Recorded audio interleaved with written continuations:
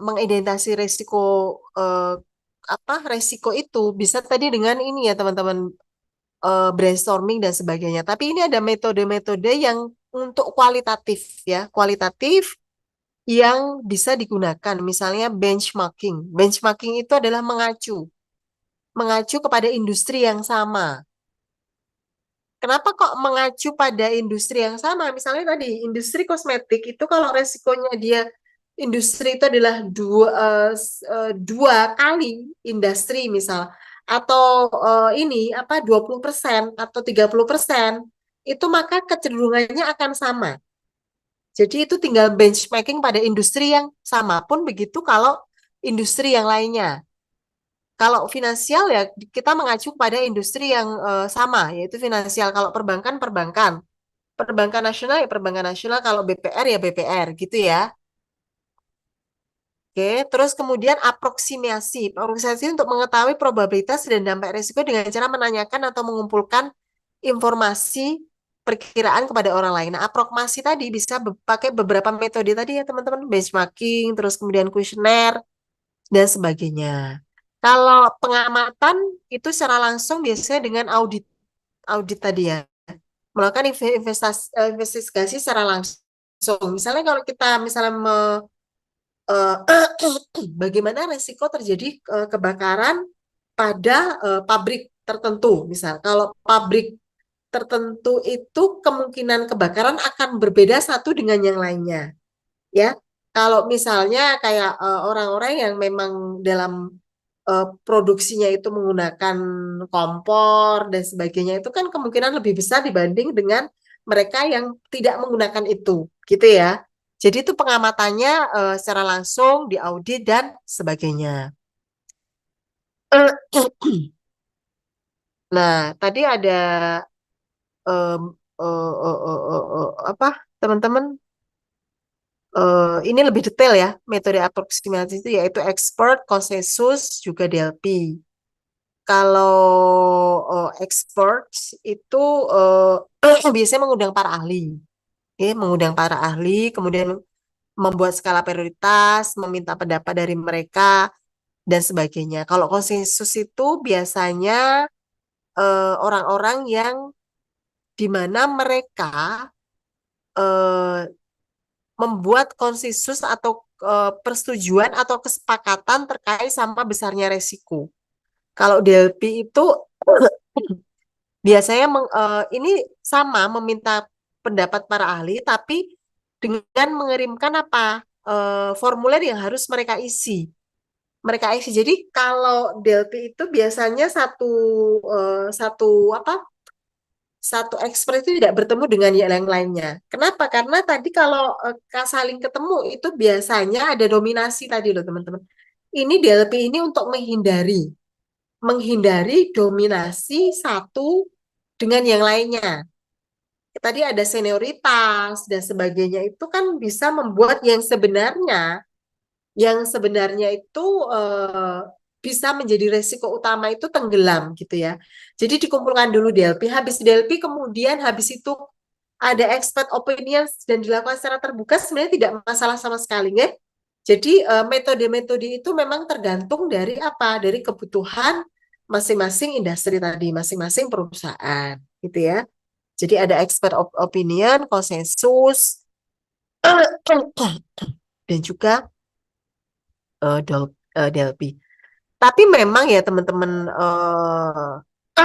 ketika kita menaruh menaruh resiko itu di peta risiko, ada orang-orang yang tingkatannya levelnya berbeda. Ada yang mereka yang apa? Ada mereka itu orang-orang yang optimis gitu ya, teman-teman. Jadi ini mempengaruhi pandangan orang ya. Kalau orang yang optimis itu biasanya mereka akan cenderung mengangkat resiko itu sebagai sesuatu yang menantang gitu ya. Jadi justru resiko yang ada itu bisa dia akan optimis ini bisa dihadapi. Berbeda dengan orang yang pesimis. Pesimis itu biasanya resiko yang terlalu besar dan sudah ini buru-buru harus ditransfer gitu ya. Tidak, misalnya kita nggak mau menghadapinya dulu, tapi buru-buru mau ditransfer, mau di asuransikan dan sebagainya gitu ya. Jadi sangat tergantung. Jadi memang kita perlu balancing di sini, teman-teman.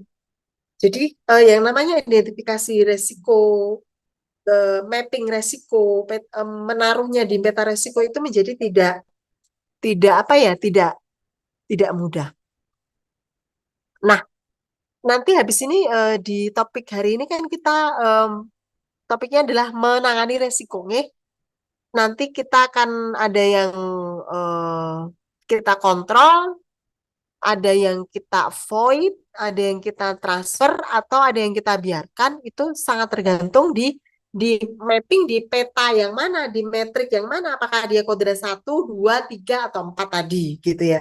Kalau kemarin dia nanya, oh biasanya 2, 3, 4 itu kan di kanan, di bawah, di atas, di belakang itu sebenarnya nggak masalah ya. Namanya menaruh angka 1, 2, 3, 4 itu dimanapun tidak masalah asal jelas, gitu. Teman-teman kalau kemarin ada pertanyaan itu kok kuadrannya di kanan, di kiri nggak masalah mau ditaruh di mana saja yang jelas. Yang penting jelas bahwa oh nomor 1 itu misalnya di sebelah kiri bawah, oh itu berarti yang dampak resikonya rendah, probabilitasnya rendah itu harus jelas. Ya. Gitu nggih. Terus habis ini kita akan membahas terkait sama bagaimana menangani ketika kita sudah menaruh masing-masing resiko tadi di peta resiko ini ya. Ini yang penting ya, teman-teman. Apakah nanti teman-teman karena satu pendapat itu bisa berbeda dengan pendapat yang lainnya gitu ya. Kalau kita bicara tentang lembaga keuangan syariah, misalnya lembaga satu dengan yang lainnya, maka akan berbeda level resikonya. Ada di mana? Misalnya kalau kita bicara di lembaga zakat, itu betapa reputasi itu menjadi hal yang sangat penting. Meskipun juga lembaga perbankan demikian. Tapi kalau lembaga zakat itu sampai kehilangan reputasi, siapa yang akan menolong? Nggak ada. Kalau lembaga bank, misalnya dia kayak BSI, otomatis ada OJK di sana yang berusaha mengcounter dan sebagainya. Tapi kalau misalnya itu lembaga-lembaga zakat yang tidak memberikan pengaruh sama sekali, atau kemarin berdampak sistemik, tidak berdampak sistemik gitu ya, kalau kita belajar di lembaga keuangan syariah dan regulator, maka ketika dia reputasinya sudah hancur, maka habislah gitu ya kayak kemarin kasusnya di ini pun begitu kalau kita bicara misalnya lembaga-lembaga keuangan yang lainnya seperti BMT yang mungkin hampir mirip-mirip dengan yang namanya lembaga keuangan perbankan gitu ya lembaga asuransi pun tidak jauh berbeda. Oke, sampai di sini ada pertanyaan tidak teman-teman? Sebelum presentasi.